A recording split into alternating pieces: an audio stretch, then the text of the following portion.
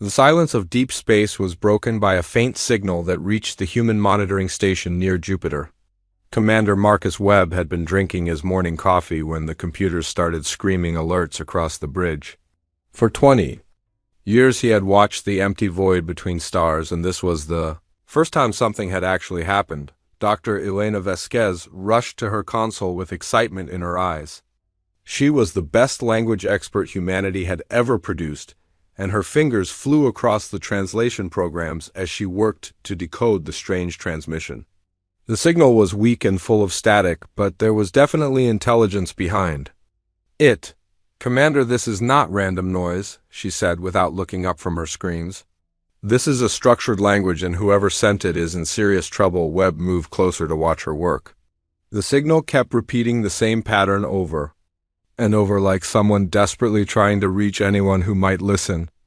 After 3 hours of hard work, Elena finally cracked the basic structure of the alien language. The message was simple and terrifying. It came from something called the Quillen Federation, and their homeworld was under attack by creatures called the Vorth Empire. The aliens were asking for help from anyone who might receive their transmission. They had heard rumors of a species called humans who lived on a world so dangerous that even pirates avoided their space. "They are calling us Deathworlders," Elena said with wonder in her voice. "They think we might be strong enough to help them fight." Webb felt a chill run down his spine.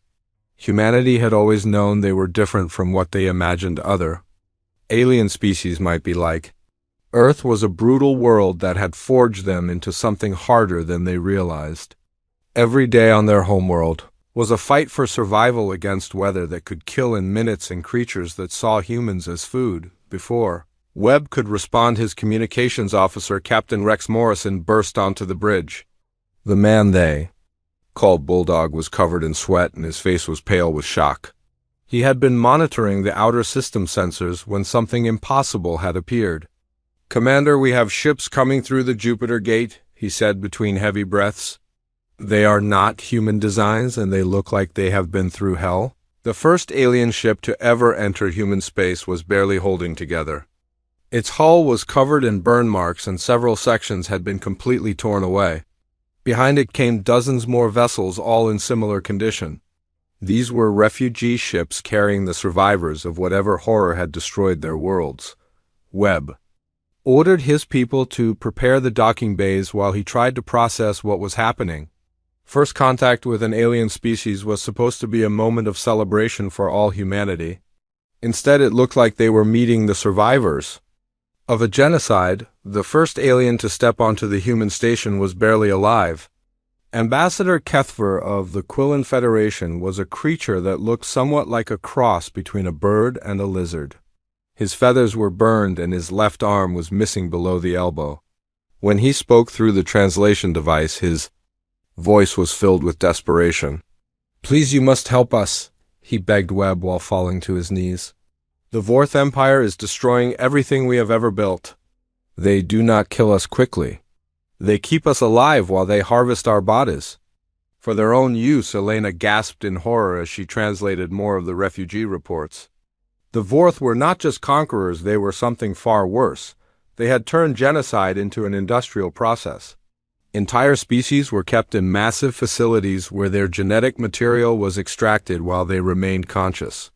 The aliens saw this as efficient resource management. More Quillen ships kept arriving throughout the day, each one carrying stories of horror that made the humans feel sick. The Vorth had attacked without warning, and their technology was far beyond what the peaceful Quillens could resist. World after world had fallen to their harvesting fleets. "How many of your people are still alive?" Webb asked Kethver during an emergency meeting. "Perhaps 10 million scattered across the refugee fleets," the alien replied with tears in his strange eyes. "But our homeworld of Kathmora still holds 20 billion souls. The Vorth are saving it for last because it has the largest population." To harvest, Webb felt something cold and angry building in his chest. He had fought in the Outer Rim conflicts where humans had battled each other over resources and territory. Those wars had been brutal beyond imagination, but they had rules and limits. What the Vorth were doing was not war, it was extermination with torture added for efficiency. Dr. Vasquez spent hours interviewing the refugees, and what she learned made her hands shake as she typed her reports. The Vorth Empire controlled thousands of worlds and had wiped out hundreds of species over the centuries. They were the ultimate predators who saw all other life as nothing but raw materials for their expansion. They have heard stories about humans, she told Webb privately. Word has spread through the galaxy about a species that lives on a death world. Pirates and raiders tell stories about humans who fight with a fury that terrifies even the most violent criminals. Webb realized that humanity's reputation had somehow spread beyond their own solar system. The constant warfare between human nations and the daily struggle to survive on Earth had created something that other species found frightening. They were not just another alien race, they were apex predators who had been forged by a world that tried to kill them every day. The refugee leader Kethver approached Webb with a desperate proposal. The Quillen Federation was offering humanity everything they owned in exchange for military assistance. Their technology, their knowledge, their entire civilization would belong to humans if they would only help fight the Vorth. We do not need payment to fight monsters, Webb replied with a grim smile. But we will need to know everything about their capabilities and weaknesses. Captain Morrison was already reviewing the tactical data from the refugee ships. The Vorth war machine was massive and sophisticated, but it had one critical flaw. They had never fought an enemy that used the kind of brutal tactics that humans considered normal battlefield behavior. Their ships are designed for overwhelming firepower against defenseless targets, he reported to Webb. They have never had to deal with enemies who fight dirty or use suicide attacks. They expect their opponents to surrender when faced with superior numbers. Webb began to smile for the first time since the crisis had started. The Vorth had made the mistake of thinking that all species would react to hopeless odds the same way. They had no idea what humans did when someone threatened innocent people with torture and death. As the day ended, Webb stood looking out at the stars where somewhere the Vorth Empire was continuing its harvest of living beings. He thought about the billions of Quillanes waiting to die on their homeworld and the millions of refugees who had placed their hope in creatures they called Deathworlders. Then his communications officer burst into the room with news that changed everything. Long-range sensors had detected a massive fleet moving toward the Sol system. The Vorth had followed the refugee ships back to their source, and now they were coming to investigate the mysterious humans for themselves. How long until they arrive? Webb asked with deadly calm in his voice. 18 hours, sir, Morrison replied. The fleet is enormous. One count, over 300 ships, including several that matched the descriptions of harvester vessels. Webb looked out at the stars. One more time, then activated the emergency communication system that would reach every human military installation. In the solar system, the message he sent was short and simple.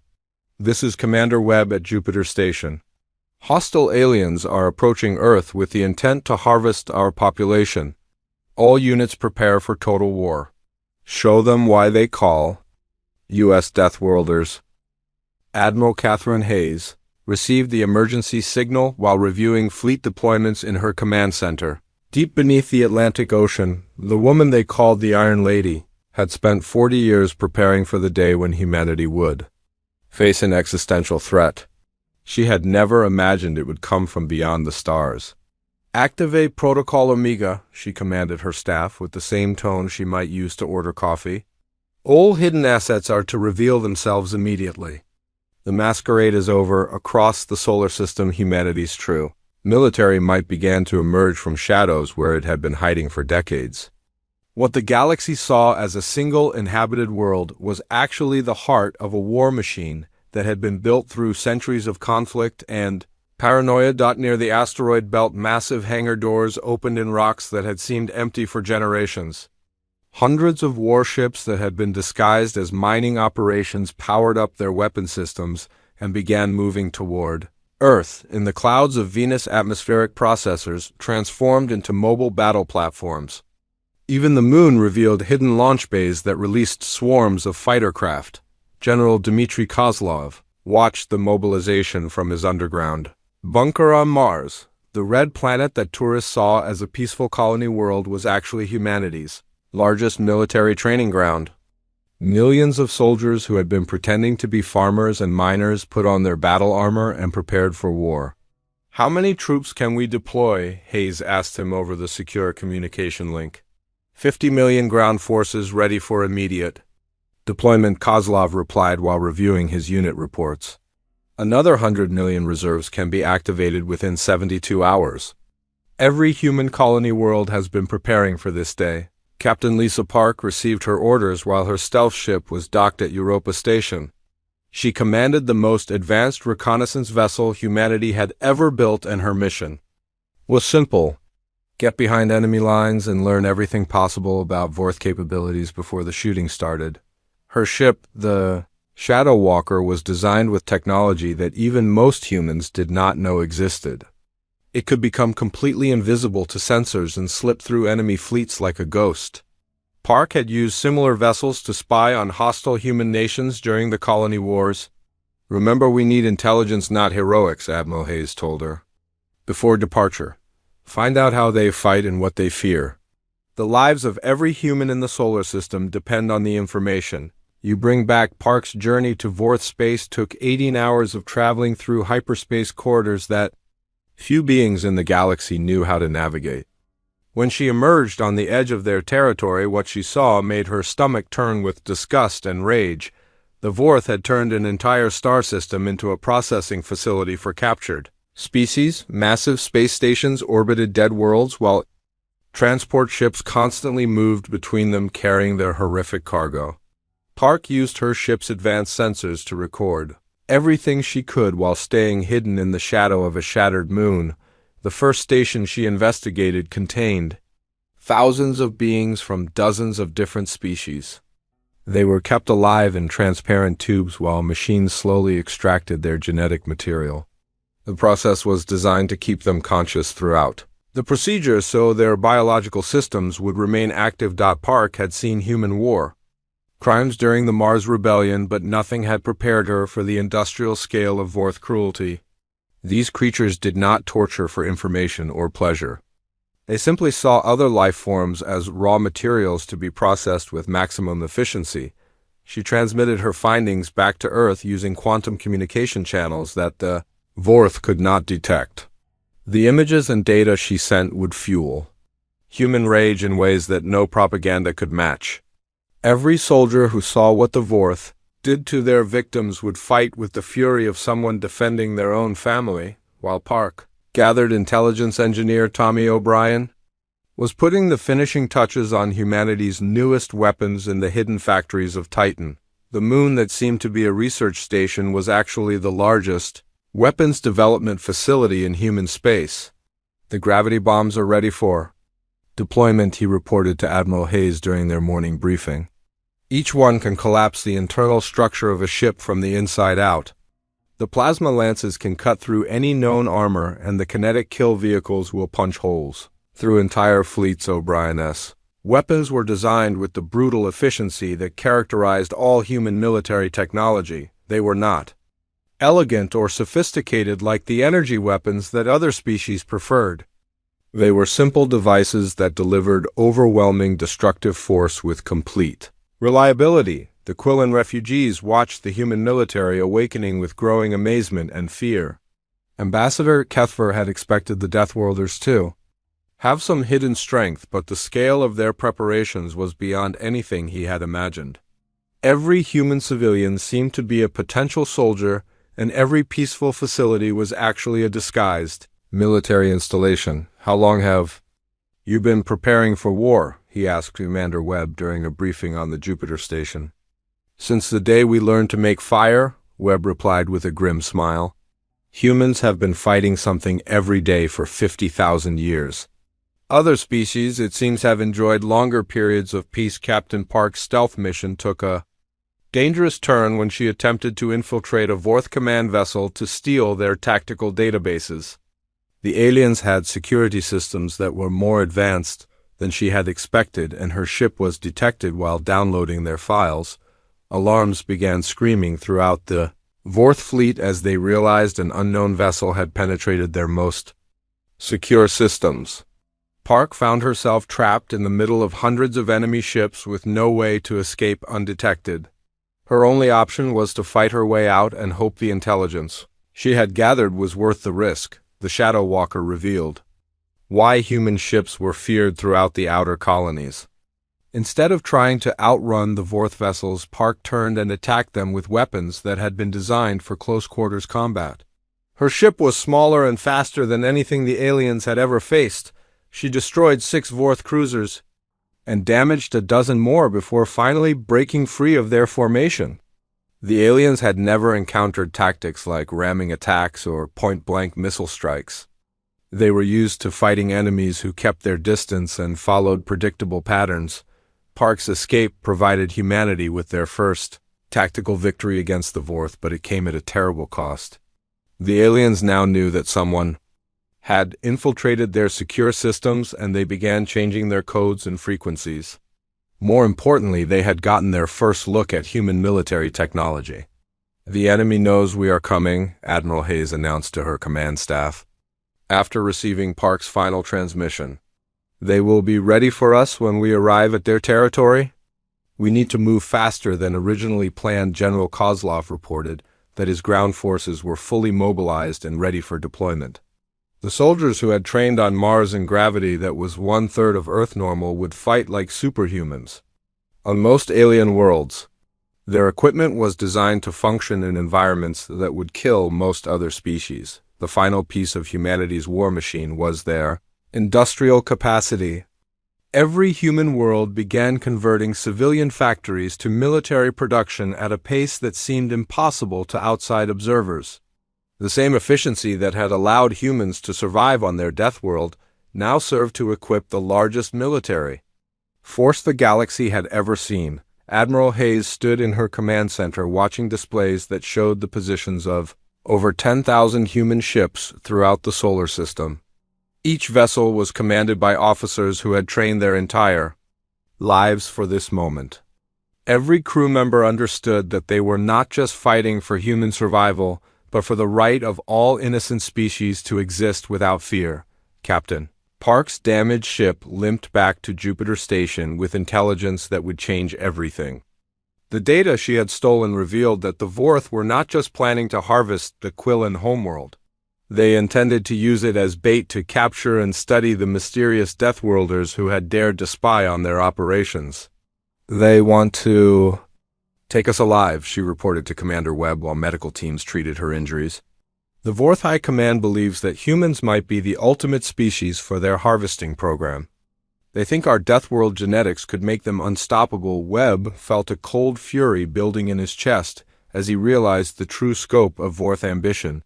These creatures did not just want to destroy humanity, they wanted to turn human genetic material into weapons against the rest of the galaxy. The very thing that made humans dangerous would be used to enslave every other species. The transmission ended with Park's ship exploding in a flash of light that could be seen from the outer planets. She had activated the self-destruct rather than allow the Vorth to capture any human technology or crew members. Her final message was burned into the memory of every person who heard it. "Tell them we are coming and hell is coming with us."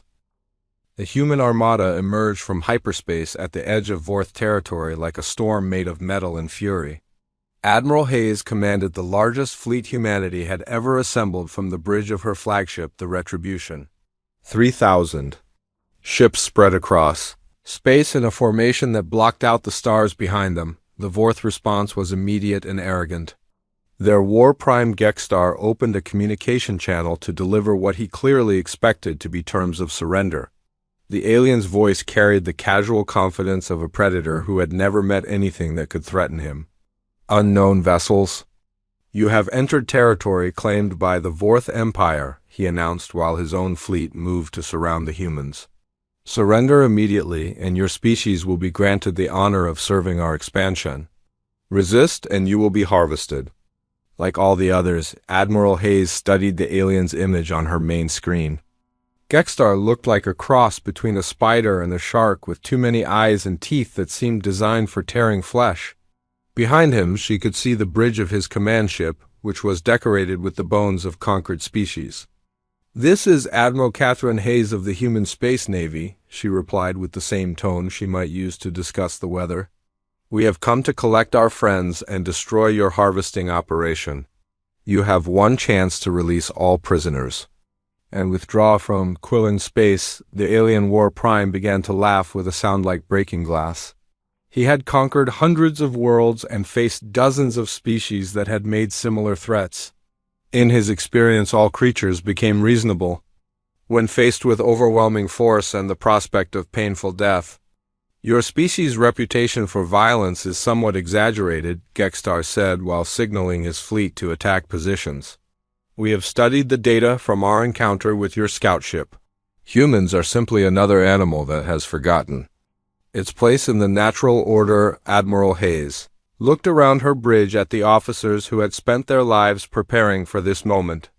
Each one had been forged by a world that tried to kill them every day and trained by wars against enemies who showed no mercy. The alien had just made the last mistake of his life. "No," she said, and closed the communication channel. The space battle that followed shattered every assumption the galaxy had about how wars were fought. Human ships moved with a coordination that seemed impossible while using tactics that appeared to be suicide missions. They rammed enemy vessels at full speed, then teleported boarding parties into the wreckage to continue fighting. Colonel Jake Harrison led the first human ground assault from his dropship as it burned through the atmosphere of a Vorth harvesting station. The facility was built into an asteroid and defended by weapons that could destroy conventional landing craft before they got close. Human Marines did not use conventional landing craft. They came down in armored pods that were fired from railguns like bullets. Each pod contained a single soldier in powered armor that could survive impacts that would turn most creatures into paste. Harrison's pod smashed through the station's outer hull and he was fighting Vorth defenders before the aliens even realized they were under attack. The creatures inside the facility had never faced anything like human Marines in close combat. Harrison and his troops fought in environments that would kill most species without protection. They used weapons designed for maximum destruction and showed a complete disregard for odds. "That should have been impossible to overcome, Dr. Maria." Santos ran through the corridors of the same harvesting station treating wounded Marines, while also trying to save the alien prisoners they were liberating. What she found in the facility's detention areas made her understand why humanity's response had been so absolute and merciless. The Vorth had turned torture into a science. Beings from dozens of species were kept in transparent tubes while machines slowly extracted their genetic material. The process was designed to keep them conscious and aware throughout the procedure so their biological systems would remain at peak efficiency. Santos worked frantically to disconnect the devices that were keeping the prisoners alive while slowly killing them. Many of the beings she rescued had been in the tubes for months or even years. Their minds were broken by constant pain, but their bodies were still functional enough for the Vorth harvesting process. "How can any species be this cruel?" she asked Harrison when they met in the facility's central chamber. "Because they never met anything that could make them pay for it," he replied while setting explosives that would destroy the entire station. "That changes today." In space above them, pilot Ace Rodriguez led his fighter squadron through the enemy fleet like sharks swimming through schools of fish. The Vorth had numbers, but human pilots had been trained in combat conditions that would have killed most other species before they ever reached their ships. Rodriguez's fighter was hit by enemy fire that should have destroyed it completely. Instead, he used the damaged engines to ram a Vorth cruiser while ejecting at the last second.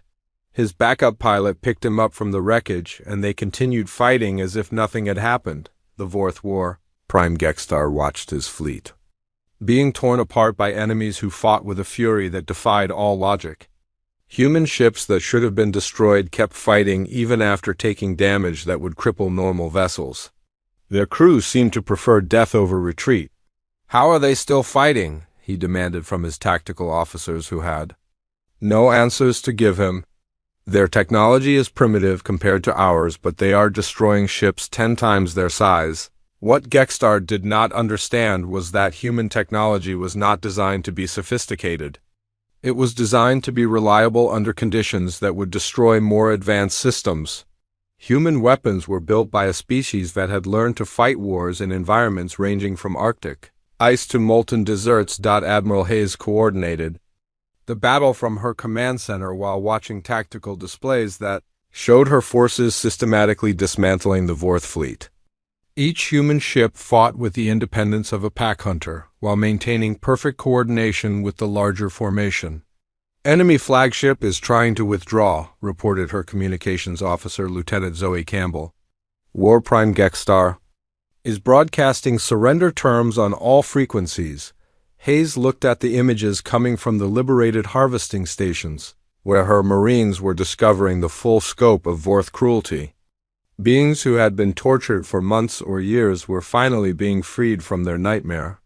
Some of them would never recover from what had been done to them. "No prisoners," she commanded with the same calm voice she had used throughout the battle. "Hunt down every ship and make sure the galaxy understands what happens to species that harvest other beings for food." The pursuit of the fleeing Vorth vessels became legendary among the races that later heard the story. Human ships chased their enemies through asteroid fields and gas giant storms that should have been impossible to navigate. They used the environment itself as a weapon against creatures who had never learned to fight in truly hostile conditions.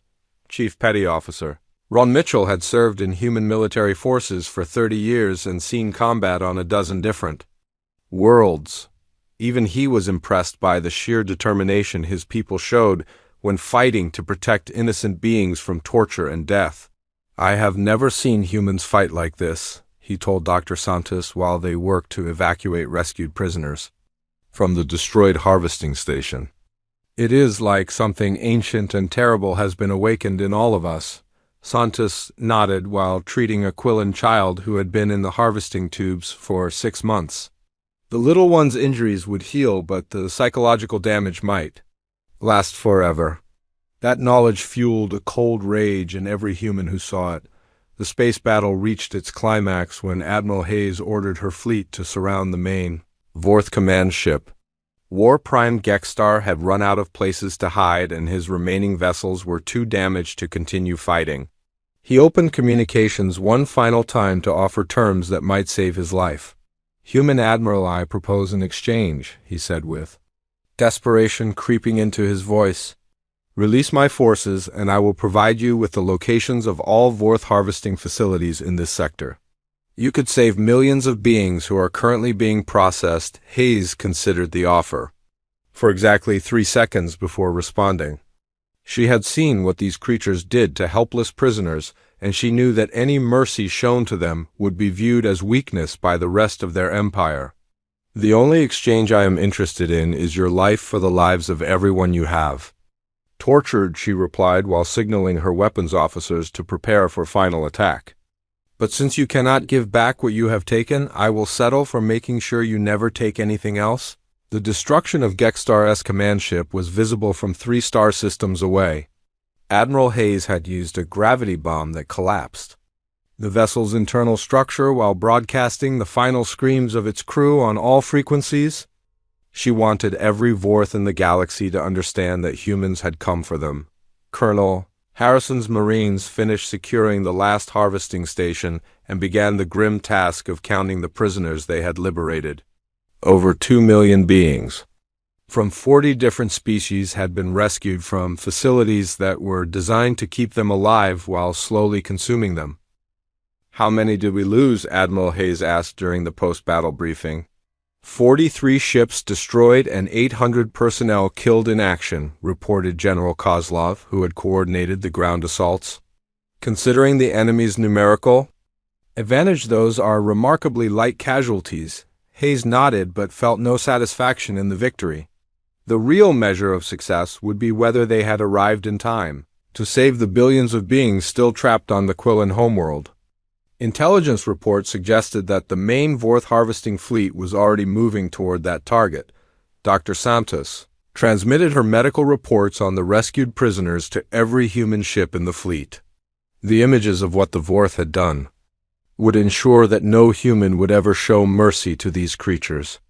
Some wounds could only be healed by making sure they never happened again. As the human fleet prepared to continue toward Quillen Space, Admiral Hayes received a priority transmission from her intelligence officers. War Prime Gexstar had escaped in a small craft during the final moments of the battle. His ship had been detected broadcasting a message toward the core worlds of the Vorth Empire. "What was in the transmission?" Hayes asked while reviewing the tactical data. Lieutenant Campbell's face was pale as she delivered the news that would change everything. "He sent our location and tactical capabilities to the Vorth Supremacy, sir. The entire Empire now knows that humans exist and where to find us." Admiral Hayes faced the most difficult decision in human military history as our fleet approached the Quillen homeworld of Kethmora. Long-range sensors showed a massive orbital weapon positioned above the planet, while the remaining Vorth fleet had formed a defensive perimeter around it. War Prime Gexstar had escaped to here and was making his final stand. "The device is a planetary atmosphere stripper," reported Commander Nate Turner from his analysis station.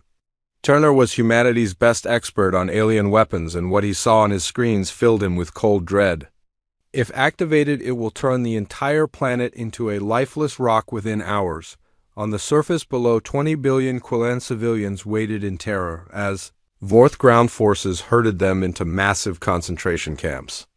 The aliens had learned from their earlier defeats and were using the planet's population as a human shield. Any attack on their orbital weapon would result in immediate retaliation against innocent beings." Admiral Hayes studied the tactical situation while her officers waited for orders that would determine the fate of an entire civilization. She could attack the orbital weapon and save the galaxy from its threat, but millions would die in the process. She could negotiate with Gexstar, but that would give him time to complete his harvesting operations. "Ma'am, we are receiving a transmission from the Quillen government," announced Lieutenant Zoe Campbell from her communications station. "Elder Morthic is asking us to save as many of his people as possible, even if it means sacrificing the rest." Hayes looked at the tactical display showing her 3,000 ships, facing an enemy force twice their size, while a doomsday weapon held an entire world hostage. Any normal military commander would have called for reinforcements or attempted to negotiate terms. Hayes was not normal, and neither was her species. "Split the fleet," she commanded with the same calm voice she had used throughout the crisis. "Admiral North will take half our ships and disable that orbital weapon. I will pursue the Vorth fleet with the remainder and make sure they never threaten anyone again." Her officers stared at her with expressions that mixed admiration with concern for her sanity. Dividing their forces in the face of superior numbers violated every principle of tactical doctrine they had ever learned. It was exactly the kind of impossible decision that only humans would attempt. "Ma'am, that will leave both task forces severely outnumbered," warned her tactical officer with obvious worry in his voice. "The enemy will be able to concentrate their full strength against either group." Hayes turned to look at him with eyes that had seen too much suffering in the past few days. She had reviewed Dr. Santos's medical reports on the rescued prisoners and witnessed the industrial scale of Vorth cruelty. Some enemies deserved mercy, but these creatures had forfeited that right through their own actions. They made it personal. "When they tortured innocents," she replied while signaling the fleet to begin dividing into two formations. "We are not here to win a conventional victory. We are here to teach the galaxy that some lines cannot be crossed." Commander Turner led the most desperate mission in human military history as his team prepared to infiltrate the orbital weapon that threatened the Quillen homeworld. The device was the size of a small moon and defended by automated systems that could destroy approaching ships before they got within weapons range. His assault team traveled in modified mining pods that were designed to look like space debris while carrying enough explosives to level a city. Each pod held a single demolition expert in powered armor who would have to fight their way through alien security forces to reach the weapon's core systems. "Remember, we only get one chance at this," Turner told his people over their private communication channel. "If we fail, 20 billion beings die and humanity gets blamed for the massacre." The pods approached the orbital weapon by hiding in the exhaust plumes of destroyed Vorth ships from the earlier battle. Turner's team had studied the device's specifications during their approach, and what they found was more terrifying than anyone had imagined. The atmosphere stripper was not just a weapon, it was a harvesting tool. Instead of simply destroying the planet's air supply, it would collect and process every living molecule for later use by the Vorth Empire. The entire population of Kethmara would be converted into raw materials. While remaining conscious throughout the procedure, Turner's pod crashed through the weapon's outer hull, and he found himself fighting Vorth defenders, who had been specially bred for combat in zero-gravity environments. These creatures were larger and more vicious than the ones his Marines had faced on the harvesting stations. They fought with weapons that fired living projectiles designed to burrow into their target's flesh. "Contacts in Section 7, reported Sergeant Beth Williams over the team communication network. Williams was a combat engineer who had learned her trade during the Martian tunnel wars, where humans had fought each other in conditions that would kill most alien species. She moved through the weapons corridors like a ghost while setting explosive charges on critical systems. The Vorth had built their device with redundancies that would allow it to function even after taking significant damage. Williams had to find and destroy every backup system before the primary charges could be detonated. Meanwhile, Admiral Hayes led her reduced fleet in pursuit of the main Vorth force that was trying to escape toward their empire's core worlds. War Prime Gexstar commanded over 2,000 ships and had a significant head start, but he had made the mistake of underestimating human determination and tactical flexibility. Enemy fleet is maintaining formation and heading for the hyperspace jump point, reported Lieutenant Campbell while monitoring long-range sensors. They seem to believe they can outrun us to safety. Hayes smiled with an expression that would have terrified most civilized beings. She had spent 40 years studying every conflict in human history and learning from commanders who had faced impossible odds. The Vorth were about to discover why humans were considered the most dangerous species in known space. "Launch all fighters and activate the pursuit protocol," she commanded, while her ships began accelerating beyond their normal safety limits. "Every vessel is authorized to use maximum burn rates regardless of engine damage. We are going to catch them before they reach friendly territory." The chase through interstellar space became the stuff of legend among the species that witnessed it. Human ships pushed their engines beyond design specifications while maintaining perfect formation at speeds that should have torn their hulls apart. The Vorth fleet found itself being slowly overtaken by enemies who seemed immune to the normal laws of physics. Elder Morthic watched the human rescue operation from his position in the planetary capital, where Vorth ground forces were using his people as living shields. The old Quillen had lived through 3 centuries of peace and prosperity, but nothing had prepared him for the horror of watching his civilization being systematically destroyed. "Why do the humans fight so hard for people they have never met?" he asked Ambassador Kethver, who was coordinating with the rescue teams through hidden communication channels. "Because they understand that evil which goes unopposed will eventually spread everywhere," Kethver replied while watching human shuttles evacuate civilians under heavy enemy fire. "They fight for us today so they will not have to fight for themselves." Tomorrow, Commander Turner reached the orbital weapons central control chamber after battling through corridors filled with Vorth defenders who fought with desperate fury. The aliens knew that losing this facility would cripple their harvesting operations throughout the sector. They were willing to die to prevent human saboteurs from reaching their target. The control chamber was a massive spherical room lined with organic computers that pulsed with bioluminescent displays. Turner realized that the entire weapon was partially alive and would try to defend itself even after its crew was eliminated. He would have to destroy the biological components as well as the mechanical systems. "Charges set in all primary locations," reported Sergeant Williams as she fought her way toward the evacuation point. "We have maybe 10 minutes before the Vorth realize what we have done and try to activate the weapon manually." Turner attached his final explosive device to the weapon's central brain, which was a grotesque fusion of alien technology and harvested biological material. He could see neural tissue from dozens of different species that had been incorporated into the system to increase its processing power. Back in space, Admiral Hayes had finally caught up with the fleeing Vorth fleet in a nebula where normal sensors could not function properly. The environment was filled with charged particles and electromagnetic interference that would disable most electronic systems. It was exactly the kind of place where humans excelled at fighting.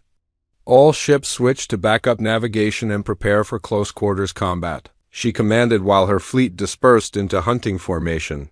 Show them what Deathworlders do when someone threatens innocent people with torture. The battle in the nebula was unlike anything the galaxy had ever witnessed.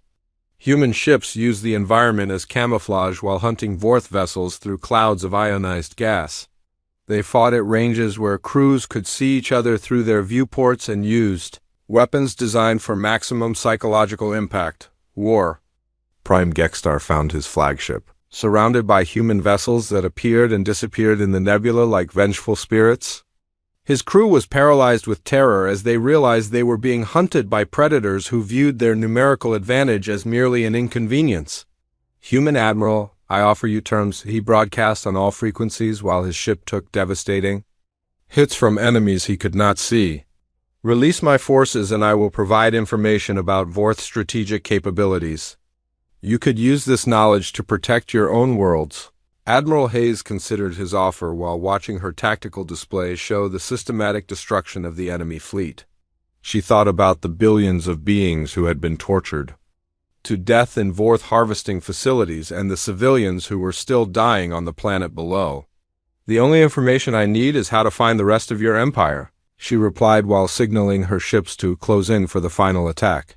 "That knowledge will die with you, but the galaxy will be safer for your absence." Commander Turner's explosive charges detonated simultaneously throughout the orbital weapon just as the Vorth tried to activate it in desperation. The massive device tore itself apart in a chain reaction that could be seen from orbit. 20 billion Quillen civilians looked up at the sky and watched their salvation written in fire across the stars. "Weapon destroyed, sir," reported Admiral North over the fleet communication system. "Beginning immediate evacuation of civilian population from planetary surface." The destruction of War Prime Gextar-S fleet was completed within hours as human ships hunted down every vessel that had participated in the harvesting operations. No quarter was given and no prisoners were taken. The message that humanity sent that day would echo throughout the galaxy for generations. Elder Morthic was among the first civilians evacuated from the planet's surface by human rescue teams, who worked with efficiency that amazed even their allies. These same beings who had fought with terrifying fury against their enemies showed infinite compassion for innocent victims. "How can your people be so gentle with us after displaying such violence against our enemies?" he asked Dr. Santos while she treated injured refugees in a human medical ship. "Because we understand the difference between warriors and civilians," she replied while working to save a child who had been injured by Vorth weapons. "Our fury is reserved for those who harm the innocent." The celebration of victory was cut short when intelligence reports arrived from the outer sensor networks.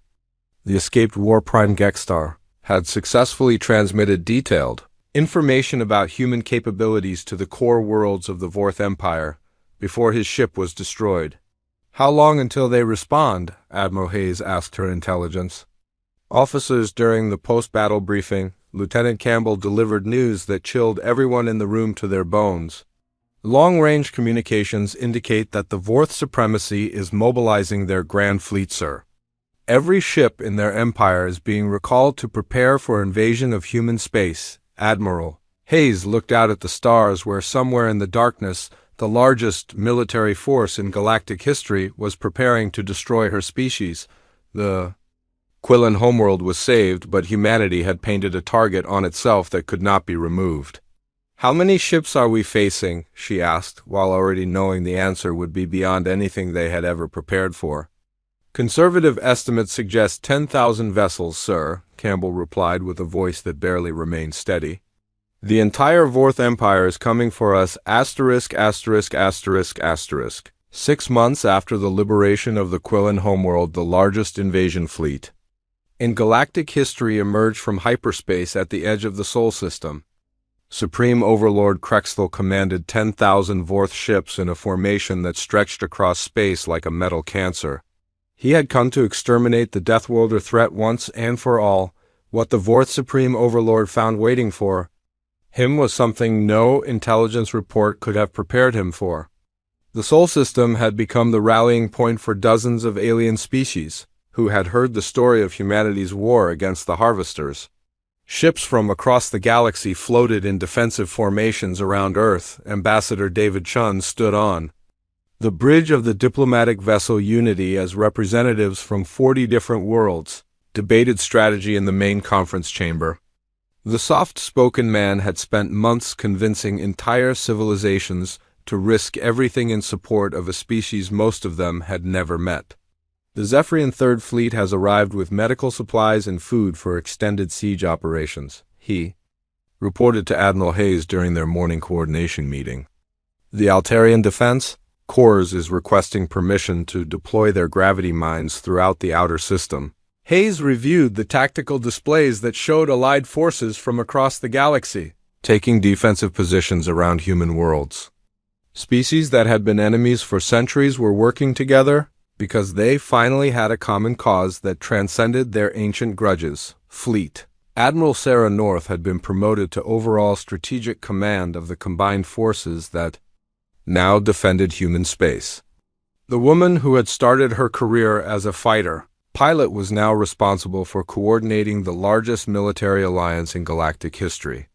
Enemy fleet composition is exactly what our intelligence predicted, she announced during the final command briefing before battle commenced. 10,000 ships including mobile harvesting platforms and bioweapon deployment systems.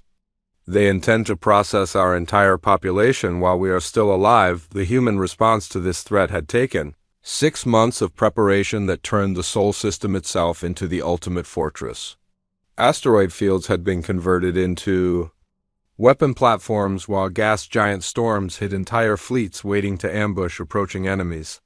Even the sun had been turned into a weapon through stellar engineering projects that most species considered impossible. Supreme Overlord Krexthel was larger and more terrifying than any Vorth the humans had previously encountered. His bioship had been grown from the harvested remains of 100 different species and pulsed with organic weapons that could sterilize entire worlds. He opened communications with Earth expecting to receive the usual surrender offers. Primitive. Deathworlders, you stand before the might of an empire that spans 10,000 worlds, he announced while his fleet moved into attack formation. Submit to harvesting and your genetic material will serve a purpose greater than your pathetic civilization ever achieved. The response came not from Admiral Hayes or any human commander, but from Elder Morthic of the liberated Quillen Federation. The old alien's voice carried across space on frequencies that reached every ship in both fleets as he delivered a message that would be remembered for millennia. Supreme Overlord Krexthel, you face not just humanity but every species that refuses to kneel before monsters, he declared while Quillen ships moved to flanking positions around the Vorth formation. We stand with the Deathworlders because they taught us that freedom is worth any price. The final battle for the future of galactic civilization began when Vorth bioweapons struck the outer planets of the Sol system. These devices were designed to convert living tissue into raw materials while keeping the nervous system intact to maximize processing efficiency.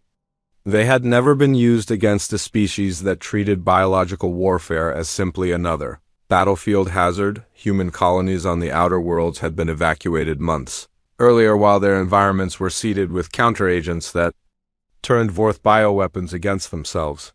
The aliens watched in horror as their most feared weapons were neutralized by enemies who understood biological systems better than they did.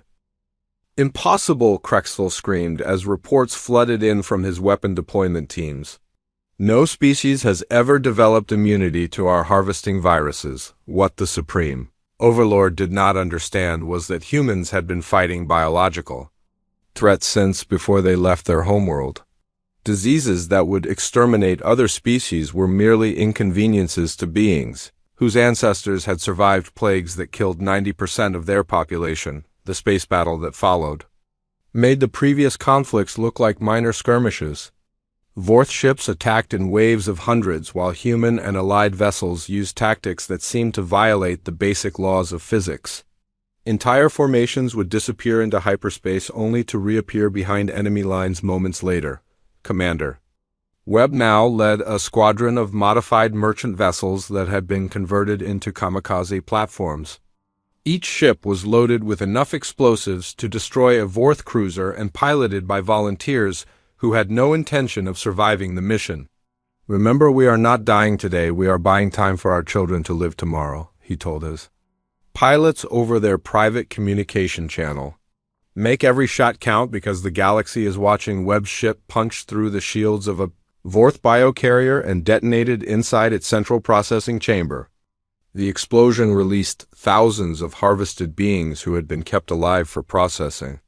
Many died in the blast, but those who survived were finally free from their nightmare. Dr. Santos worked frantically in the medical stations that had been established throughout the system to treat wounded from dozens of different species. Human military medicine had been designed to keep soldiers fighting under conditions that would kill most other beings. Allied casualties were saved by techniques that seemed like miracles to their own people. "How are they still fighting?" asked a wounded Altarian pilot while Santos treated burns that covered 60% of his body. "I saw their ship take hits that should have destroyed it completely because we learned long ago that giving up means dying," she replied while preparing surgical instruments that had been designed for battlefield conditions. "On our homeworld, everything tries to kill you, so we developed medicine that works even when everything else fails." The turning point of the battle came when Supreme Overlord Krexthel made the mistake of challenging Admiral Hayes to single combat. The Vorth leader believed that eliminating the human commander would demoralize their forces and lead to quick victory. He had no understanding of how Deathworlders actually fought. "Your species amuses me with its primitive concepts of honor," he broadcast while his massive bioship approached the human flagship. "I will harvest your brain personally and use your memories to understand how to break your people's will to resist." Admiral Hayes accepted the challenge not because she believed in honor, but because she understood that some enemies could only be defeated through personal confrontation. Her ship, the Retribution, was half the size of Krexthel's vessel, but it had been built by a species that viewed impossible odds as merely another engineering problem to solve. The duel between the two flagships took place in the space between Earth and Mars, while both fleets watched their commanders fight for the future of their species. Krexthel's bioship attacked with weapons that were grown from harvested neural tissue and designed to cause maximum psychological trauma. Hayes responded with tactics that no civilized species would consider using. She rammed her ship into the enemy vessel, then teleported boarding parties directly into its central nervous system. Human Marines fought their way through corridors that were literally alive while the ship tried to digest them with its own immune system. The biological systems that made Krexthel's ship so powerful became its weakness when faced with enemies who understood that living weapons could be killed like any other organism. Human soldiers used viral agents and biological warfare techniques that turned the ship's own biology against itself. "This is impossible," Krexthel screamed as his flagship began to consume itself from within. "No species fights by poisoning their enemy's biology while standing inside the same organism. You obviously never met anyone from a death world." Admiral Hayes replied while her Marines fought their way toward the Supreme Overlord's command chamber. "We have been fighting biological systems that wanted to kill us since before we learned to make fire." The destruction of Krexthel's flagship sent shockwaves through the Vorth Empire that reached their homeworlds within hours. For the first time in their history, the Supreme Overlord had been defeated in personal combat by creatures they had dismissed as primitive animals, but the real victory came from what happened next. Instead of simply destroying the Vorth fleet, Admiral Hayes offered terms that no one had expected. The surviving enemy ships would be allowed to return home with a message for their entire empire. "Tell your people that the harvesting ends now." She broadcast on all frequencies while her fleet held the demoralized Vorth forces at weapons range. "Any ship caught processing sentient beings will be hunted down and destroyed." Any world that participates in genocide will be liberated by force. The Fourth Empire's response was immediate and complete. Within days, planets throughout their territory began releasing harvested prisoners and dismantling processing facilities. Species that had been enslaved for centuries found themselves suddenly free as their captors fled rather than face human retaliation. Ambassador Chun worked with representatives from dozens of liberated worlds to establish new governments and trade relationships. The galactic balance of power had shifted permanently as species that had been victims became allies of the beings who had saved them. How do we thank a species that asks for nothing in return for saving our entire civilization? Asked Elder Morthic during a ceremony honoring human sacrifices in the war. By making sure this never happens again, replied Commander Webb, who had survived his kamikaze mission after his navigation systems malfunctioned and forced him to crash land instead of exploding. The galaxy is full of predators, but now they know that the prey has guardians. The war's end brought unexpected changes throughout known space. Trade routes that had been controlled by the Fourth Empire opened to free commerce, while species that had hidden from galactic civilization for centuries emerged to join the growing alliance of free worlds. Fleet Admiral North established the Galactic Protection Service with headquarters in the Sol System and bases throughout human space. The organization's mission was simple: respond to any species that called for help against genocide or systematic oppression. We are not conquerors, she announced during the service's founding ceremony. We are the people you call when someone needs to learn that mercy has teeth, Doctor. Santos opened medical schools on a dozen worlds to train alien physicians in human battlefield medicine. The techniques that had been developed to keep soldiers fighting on Deathworlds proved invaluable for treating injuries that would be fatal using conventional galactic medical practices. 5 years after the Fourth War ended, Commander Webb received another distress signal at the monitoring station near Jupiter.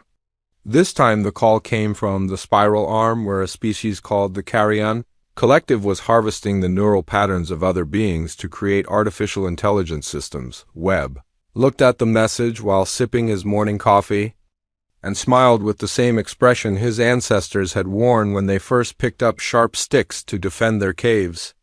Some things never changed, no matter how far humanity traveled among the stars. Signal Admiral Hayes, he told his communications officer while activating the protocols that would summon the largest fleet in human space. Tell her we have another SOS from people who need to learn what happens when you threaten innocent beings. The galaxy had learned that when someone called for help, humanity did not just send ships. They sent a fleet of fury piloted by Deathworlders, who had turned protecting the innocent into their species' primary export. And somewhere in the darkness between stars, new monsters were about to discover why even pirates avoided human space. The Deathworlders had answered another call, and hell was coming with them.